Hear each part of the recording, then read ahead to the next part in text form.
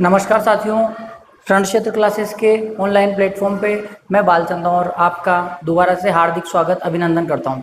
हमारी जो हिंदी वर्णमाला की जो हमारी हिंदी की व्याकरण की क्लास चल रही थी, इसमें हम वर्ण विचार पढ़ रहे थे और इसको हम बहुत ही विस्तार से पढ़ रहे थे, है ना। हम इसको विस्तार से पढ़ रहे थे और साथ में हमने जाना था कि ये वर्ण क्या होते हैं। उसके बाद हमने जाना कि स्वर होते हैं, व्यंजन होते हैं, फिर हमने स्वरों का वर्गीकरण भी पढ़ा। कुछ 2-3 दिन कुछ टेक्निकल समस्या के कारण और कुछ और भी परिस्थितियों के कारण हम क्लास अपलोड नहीं कर पाए, लेकिन हमारी क्लास निरंतर रहेगी आज, है ना। तो अब हम बात करते हैं। हमने लास्ट में बात किया था कि वर्ण के बारे में बात कर रहे थे। मैंने आपको बताया था इसके 2 भेद होते हैं, एक स्वर और दूसरा व्यंजन। उसके बाद अपन ने क्या बात की थी कि इनके वर्गीकरण के बारे में पढ़ लिया था। हमारा चल रहा था कौन सा? व्यंजन चल रहा था, है ना। क्या चल रहा था? व्यंजन में मैंने आपको बताया था कि व्यंजन की परिभाषा क्या होती है कि वे वर्ण जिन्हें बोलने के लिए किसी दूसरे वर्ण की आवश्यकता होती है, उन्हें व्यंजन कहते हैं। और इनको बोलने के लिए जो दूसरे वर्ण होंगे वो क्या होंगे? स्वर। ये स्वर की सहायता से बोले जाएंगे। और ये कैसे रहेंगे? ये आधे होते हैं। कैसे होते हैं? आधे होते हैं। ये कैसे होते हैं? आधे। मतलब जिसको दूसरों की आवश्यकता पड़ रही है वो कैसा होता है? आधा। फिर हमने इसकी संख्या के बारे में बात की थी, तो मैंने आपको बताया था इसकी संख्या कितनी होती है। आपसे अगर इसकी संख्या पूछे तो वो कितनी होती है? वो होती है 33। व्यंजनों की संख्या कितनी होती है? 33। इसके अलावा हमने थोड़ी सी और आगे बात की थी कि संयुक्त अक्षर कितने होते हैं। तो संयुक्त अक्षर होते हैं कितने? 4। और वो कौन कौन से? अक्षय, त्रय, ज्ञ और श्रेय। ये 4 कौन से हैं? संयुक्त अक्षर होते हैं। आगे बात समझ में? इससे आगे की आज हम बात करेंगे। देखिए, इससे आगे की बात करने से पहले मैं आपको थोड़ा बहुत और बता देता हूँ। एक बहुत ही बेसिक चीज़ है जिसके बारे में अपने को ध्यान रखना है ना। वो हालांकि पूछा तो बहुत कम जाता है, लेकिन फिर भी हो सकता है पूछ ले, तो अपने को क्या हर सवाल के लिए तैयार रहना है। अपने को हर सवाल के लिए क्या करना है? अपने को हर सवाल के लिए तैयार रहना है। देखिए, मैं किसके बारे में बात कर रहा हूँ। आपने देखा होगा जब हम कोई वर्ण बनाते तो हम ऐसा डायग्राम बनाते हैं। अब ये डायग्राम क्या है? देखिए, मेरा कहना है कि ये जो ऊपर वाली जो रेखा है, इसको किस नाम से जाना जाता है? आप बताइए, ये जो ऊपर वाली रेखा है, इस ऊपर वाली रेखा को किस नाम से जाना जाता है? किसी जानकारी है क्या? देखिए, मान लो हम कोई वर्ण बना रहे हैं। ये हमने कोई वर्ण बनाया। ये वर्ण का क्या है? सिर। वर्ण का क्या है? ये पूरा वर्ण नीचे रह गया और इसके ऊपर क्या है? सिर। इसका ऊपर वाला क्या है? सिर। और ये क्या खींची हुई है? एक लाइन खींची हुई है। लाइन को हिंदी में कहते हैं रेखा। लाइन को हिंदी में क्या कहते हैं? रेखा। और कहाँ खींची हुई है? सिर के ऊपर। कहाँ खींची हुई है? सिर के ऊपर। इसीलिए हम इसको एक नाम देंगे। वो नाम है सिरो रेखा। इसको क्या नाम दिया अपन ने? सिरो रेखा। इसका नाम क्या पड़ गया? इसका नाम पड़ गया सिरो रेखा। क्या नाम पड़ गया? सिरो रेखा। सिर के ऊपर खींची हुई, इसलिए इसको अपन ने सिरो रेखा कहा। ये जो नीचे वाली है ये एकदम खड़ी, इसलिए अपन ने इसको नाम दिया खड़ी पाई। इसको क्या नाम दिया अपन ने? खड़ी पाई। इसको क्या नाम दिया? खड़ी पाई। ये बहुत बेसिक चीज़ें हैं। हालांकि ये ऐसी परीक्षा में नहीं पूछी जाती, लेकिन फिर भी हमें नॉलेज के लिए पता होनी चाहिए, क्योंकि कौन सा व्यक्ति हमसे क्या प्रश्न पूछ ले ये हम भी अच्छे तरीके से जानते नहीं। कौन सा आदमी हमारा कौन सा नॉलेज टेस्ट करने की कोशिश कर रहा हो, है ना। ये बात हो गई। अब अगर अपन बात करें तो ये हो गई अपनी सिरो रेखा हो गई, और ये हो गई खड़ी पाई। इसको मैं थोड़ा आगे बढ़ा रहा हूँ, है ना। इसका अपने नाम क्या दिया? सिरो रेखा। क्या नाम दिया? सिरो रेखा। क्या नाम दिया? सिरो रेखा नाम दे दिया। और ये नीचे वाली, इसका अपन ने क्या नाम दिया? इसको अपन ने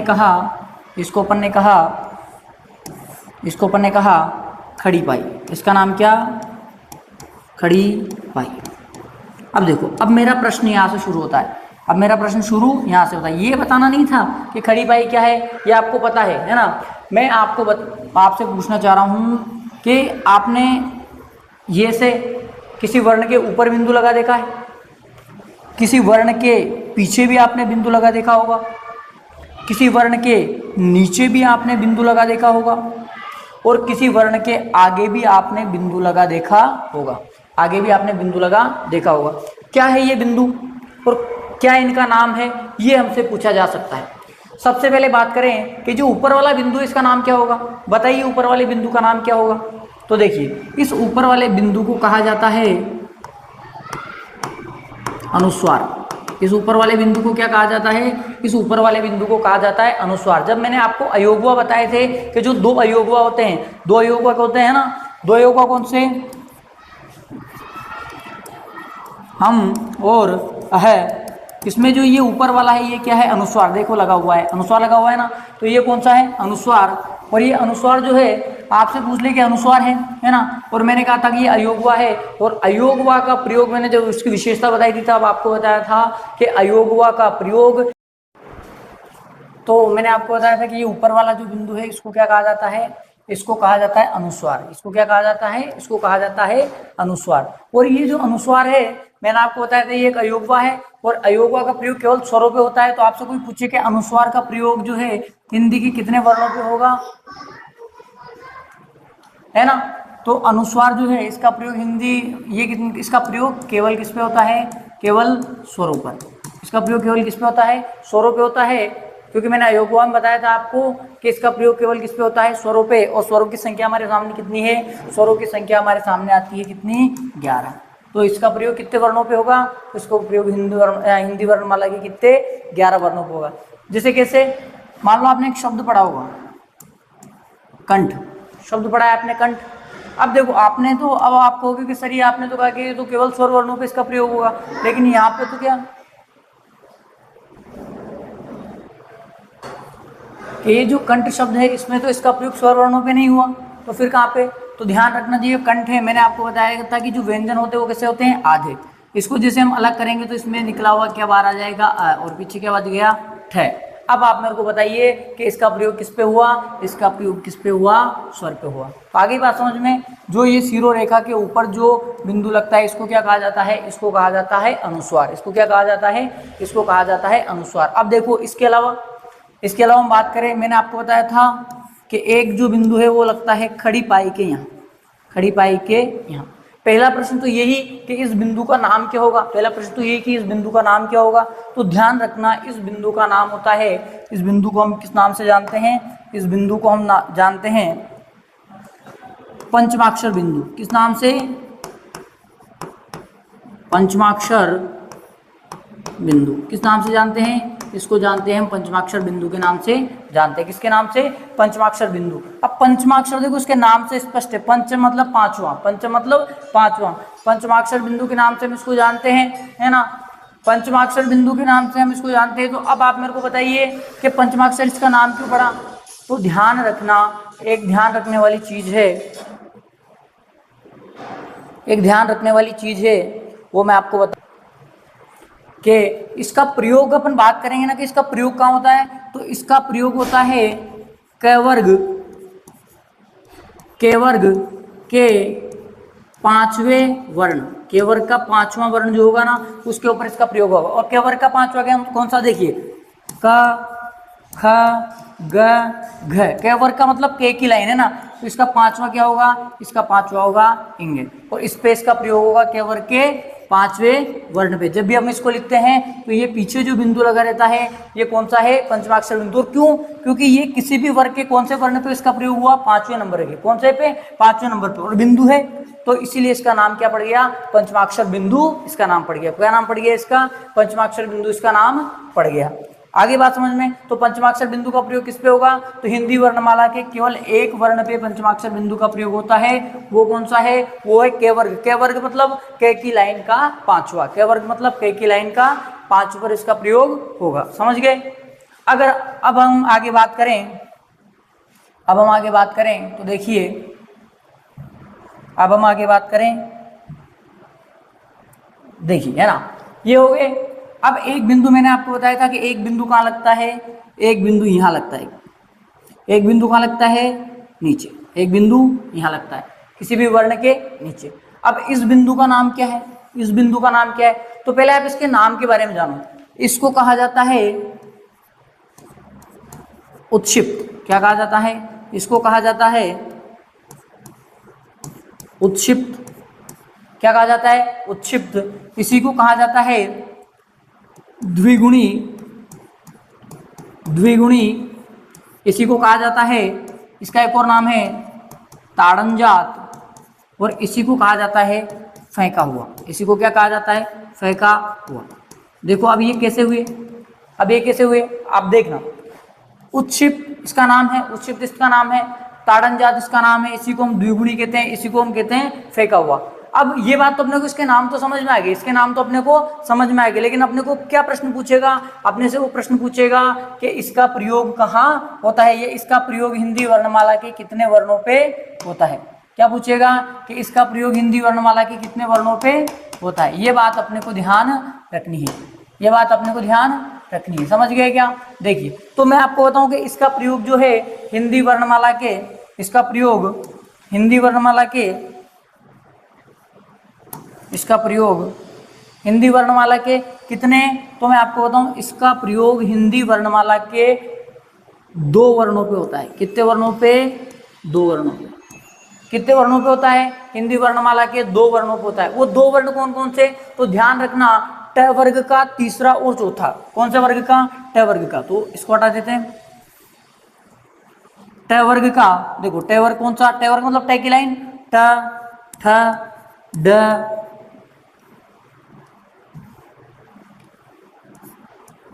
ड, ढ और अण। देखो ट वर्ग का तीसरा क्या है? ड, और चौथा क्या है? ढ। आगे बात समझ में? तो देखो कैसे होता है कि ट वर्ग, ये मैंने जो लिखा, ट वर्ग का तीसरा क्या है? ड, चौथा क्या है? ढ। अभी तक ये क्या है? अभी तक ये हिंदी वर्णमाला के देवनागरी लिपि के वर्ण है ना।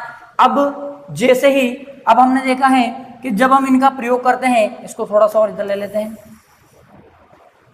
हाँ, जब हम इनका प्रयोग करते हैं तो आपको पता होगा, जब हम इनका प्रयोग करते हैं तो इसका लिखते हैं, इसका अगर अंग्रेजी में बात करें तो इसको लिखते हैं डी से, और इसको लिखते हैं डी एच से। इसको इससे लिखते हैं डी से, और इसको लिखते हैं डी एच से।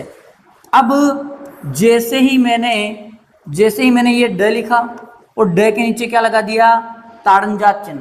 ताड़नजात चिन्ह लगा दिया इसीलिए, और ढ लिखा, और ढ के नीचे कौन सा चिन्ह लगा दिया? इसके नीचे भी मैंने ताड़नजात चिन्ह लगा दिया। अब ये नीचे वाले जो हैं ये कौन सी के बन गए? ये बन गए ताड़नजात द्विगुणी या फेंका हुआ। देखो जैसे अगर इसको बोलेंगे ना, इसको जैसे इंग्लिश में बात करें तो इसको लिखते हैं आर, और इसको लिखते हैं आर एच। इसको क्या लिखते हैं? R H. देखिए जब इनको बोलेंगे तो देखो ये पहले क्या है? अब मैं बोलूंगा ड ढ, ड ढ, लेकिन ये क्या है? अड़ ढ, अड़े ढ।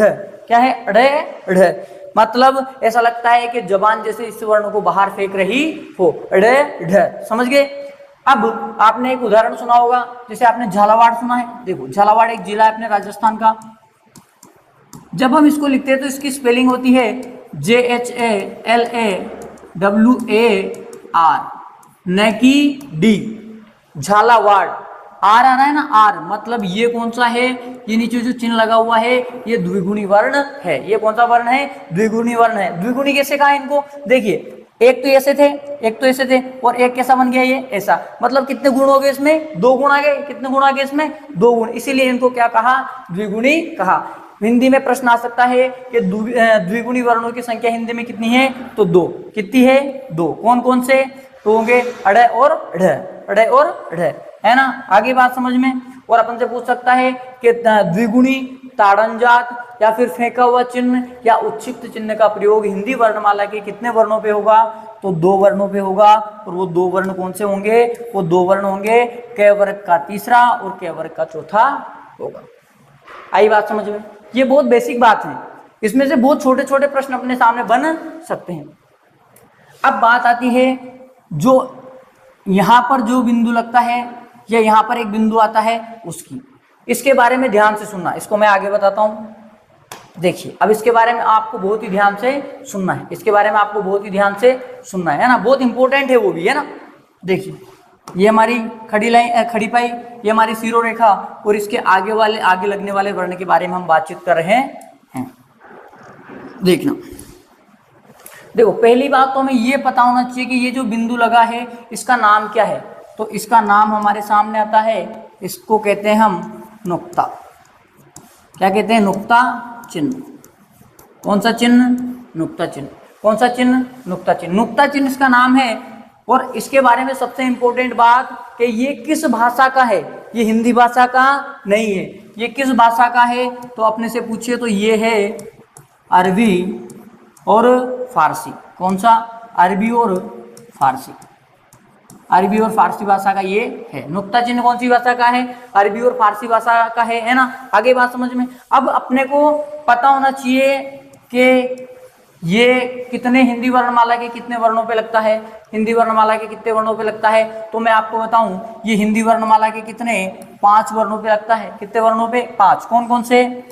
क, ख, ग, ज और फ। अभी तक ये क्या है? अभी तक ये हिंदी वर्णमाला के वर्ण है। लेकिन जैसे ही मैं इनके सामने क्या लगा दूंगा?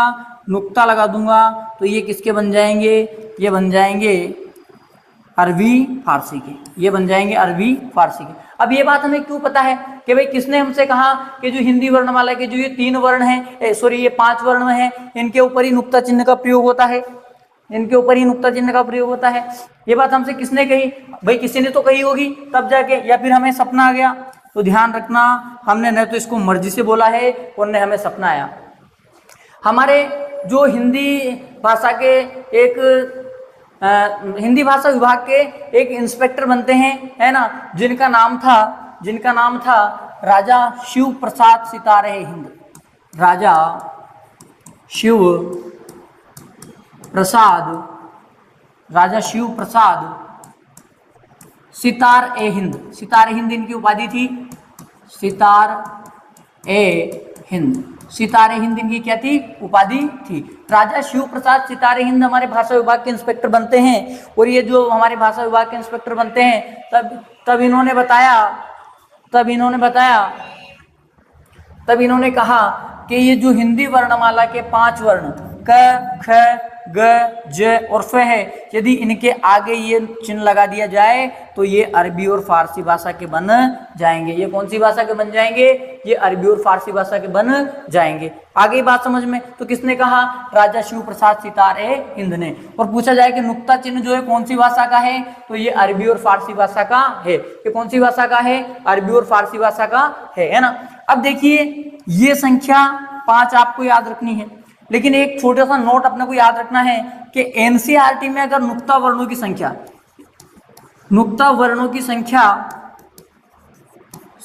अगर अपन से पूछ ले एनसीईआरटी के अकॉर्डिंग, किसके अकॉर्डिंग? एनसीईआरटी के अकॉर्डिंग पूछे तो हमें बतानी है कि एनसीईआरटी के अकॉर्डिंग जो नुक्ता वर्णों की संख्या है वो कितनी है? 3। एनसीईआरटी के अनुसार नुक्ता वर्णों की संख्या कितनी है?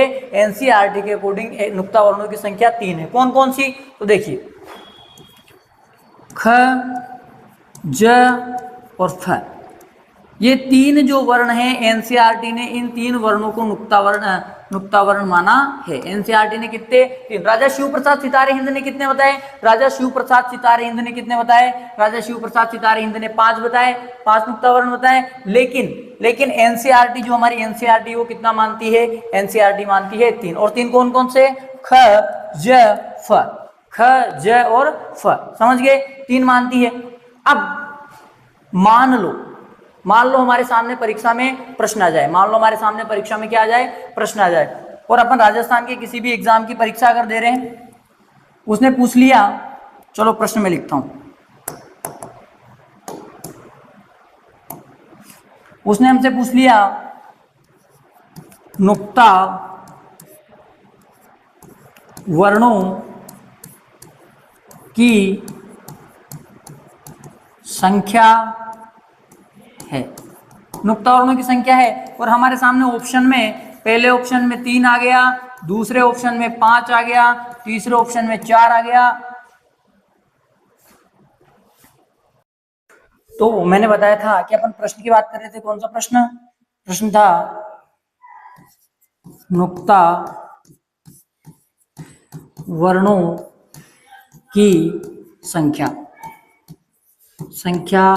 कितनी है? नुक्ता वर्णों की संख्या। और किसमें? हिंदी में नुक्ता वर्णों की संख्या कितनी है। और मान लो अपन राजस्थान की किसी वैकेंसी की तैयारी कर रहे हैं, अपने 3 भी ऑप्शन में है, अपने 4 भी ऑप्शन में है, अपने 5 भी ऑप्शन में है, और अपने कौन कितने? 5 भी ऑप्शन में है, है ना, और चौथा ऑप्शन कोई नहीं, चौथा ऑप्शन कोई नहीं। अब बताइए मेरे को, क्या आप नुक्ता वर्णों की संख्या के बारे में क्या बताएंगे, क्या बताएंगे कि कितने नुक्ता वर्ण होते हैं? तो ध्यान रखना कि हमारी जो आरपीएससी जो है, आरपीएससी की अगर आप परीक्षा दे रहे हो कोई, तो अपने को नुक्ता वर्णों की संख्या कितनी माननी है? 5। दोनों आने पर 3 और 5 दोनों आने पर अपने को कितनी माननी है? अपने को 5 माननी है। अपने को कितनी माननी है? 5 माननी है। तो मैं आपको नोट लिखा दूं, एक नोट 3 व 5 दोनों आने पर 5 का चयन करें, 5 का चयन करें, 5 का क्या करें? 5 का चयन करें। और ये ऐसा कहाँ लिखा हुआ है? तो ये अपने आरपीएससी के एक पेपर में आया हुआ है ना, ये प्रश्न है। आगे बात समझ में, ये हमारी बेसिक जो चर्चा थी वो हुई, ये हमारी बेसिक जो चर्चा मैंने आपको बताया था ना, ये हमारी पूरी होती है। ठीक है, देखो मैंने आपको क्या बताया, मैंने आपको पहले बताया कि ये जो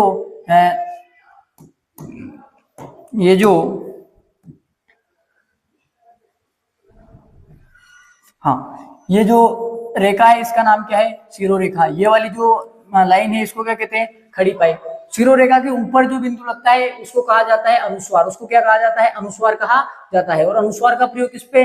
इसका प्रयोग केवल स्वरों पे होता है क्योंकि एक अयोगवा होता है। इसका प्रयोग स्वरों पे होता है क्योंकि ये क्या होता है? एक अयोगवा होता है ना, अयोगवा होता है। उसके बाद अपन ने, मैंने आपको उदाहरण से बताया कि ये ऐसे इसका प्रयोग होता है। ठीक है, कितने वर्णों पे होता है? तो 11 वर्णों पे होता है क्योंकि स्वर 11 है और इसका प्रयोग 11 वर्णों पे होता है। अब देखिए, फिर ये जो खड़ी पाई के पीछे लगता है इसको पंचमाक्षर बिंदु कहते हैं। क्यों कहते हैं पंचमाक्षर बिंदु? क्योंकि इसका प्रयोग केवल एक वर्ण पे होता है हिंदी में, जो है क वर्ग का 5वां, और क वर्ग के 5वें पे प्रयोग होने के कारण इसका नाम क्या पड़ गया? पंचमाक्षर बिंदु। फिर हमने बात की कि जो नीचे लगता है इसको क्या कहते हैं? तो मैंने आपको बताया इसको क्या कहते हैं? इसको उत्क्षिप्त कहते हैं, इसको द्विगुणी कहते हैं, इसको ताड़नजात कहते हैं, इसको फेंका हुआ कहते हैं। फेंका हुआ क्यों कहते हैं? क्योंकि जब हम इसको बोलते हैं तो ऐसी आवाज आती है कि इस वर्ण को कोई बाहर फेंक रहा है। ठीक है, उसके बाद इसको उत्क्षिप्त कहा गया। इसको द्विगुणी क्यों कहा?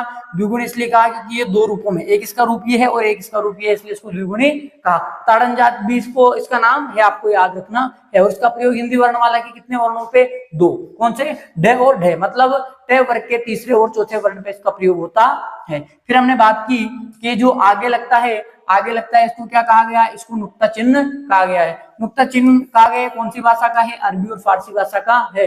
ऐसा किसने बताया? कितनी संख्या है इनकी? तो इसकी संख्या की बात करें तो इसकी संख्या 5। कौन से? क, ख, ग, ज और फ। ऐसा बताने वाले व्यक्ति कौन थे? तो मैंने बताया था आपको कि हमारे भाषा विभाग के एक इंस्पेक्टर बनते हैं जिनका नाम था राजा शिव प्रसाद सितारे हिंद। सितारे हिंद इनकी उपाधि थी। इन्होंने बताया कि जो 5 वर्ण क, ख, ग, ज और फ, अगर इनके आगे नुक्ता चिन्ह लगा दिया जाए तो ये क्या बन जाएंगे? नुक्ता वर्ण बन जाएंगे। फिर मैंने आपको बताया कि नुक्ता वर्णों के बारे में 2 चीज ध्यान रखनी है कि एनसीईआरटी में इनकी संख्या, तो एनसीईआरटी में इनकी संख्या कितनी है? 3। कौन कौन सी? ख, ज और फ। और अगर बात करेंगे अगर दोनों ऑप्शन में आ जाए, आप राजस्थान बोर्ड की कोई परीक्षा दे रहे हो तो फिर अपने को क्या करना है? फिर 3 और 5 दोनों में आने पर कितने को सही मानना है? 5 को सही मानना है। ये यहाँ तक की अपन बात है। अब हम इसके बारे में और आगे बात करेंगे, वो हमारी जो अगली क्लास होगी, उसमें हम इनके बारे में बात करेंगे।